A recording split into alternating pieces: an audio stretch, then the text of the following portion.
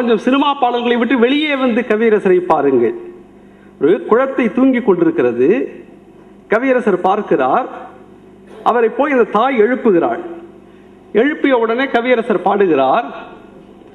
அவனை எழுப்பாதீர் அப்படியே தூங்கட்டும், ஆழ்ந்த துயிலினிலே அமைதியினை காணட்டும், அன்பு குழந்தையவன் அரையாண்டு சிறுவனவன் இந்த வயதினிலே இப்பொழுது தூங்குவதே சுகமான தூக்கம், அவன் சுகமாக தூங்கட்டும்.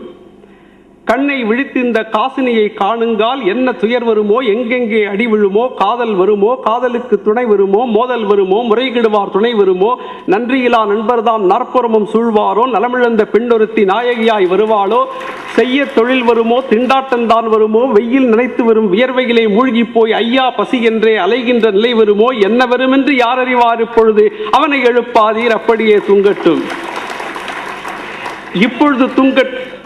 இப்பொழுது தூங்கட்டும் இனிமேல் விழிப்பதற்கு, இப்பொழுது தூங்கட்டும் இனிமேல் அழுவதற்கு என்று பாடினார் கவியரசர்.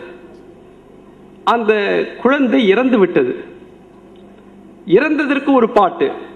முத்துமணி பல்லக்கு முளைத்தெழுந்த சிறுகீரை தத்தும் கிளி தேவதாறு உதிர்த்த இலை, 10 மாதம் கூட பாலன் வயதாகவில்லை, செத்தபடி கிடக்கின்றான், சிரித்தபடி கிடக்கின்றான், அவனை எழுப்பாதீர் அப்படியே தூங்கட்டும் என்றே நான் பாடியதன் ஈரம் உலரவில்லை, 7 நாள் ஆகுமுன்று இளங்கன் தூங்கிவிட்டான், அறம் பாடி விட்டேனோ அறியேன், சிறு குருவி திறம் பாட மாட்டாமல் செத்த கதை பாடுகிறேன், கூற்றுவனுக்கு என்ன குணக்கேடா நான் அறியேன் என்றார். கூற்றுவனுக்கு என்ன குணக்கேடா நான் அறியேன் என்று சொன்னார். அப்படி அந்த சொல்லிலே இருக்கிற வலிமை. அதனால் தான் நான் சொன்னேன், மானிட இனத்தை ஆட்டி வைப்பேன் என்று சொன்னது உண்மை.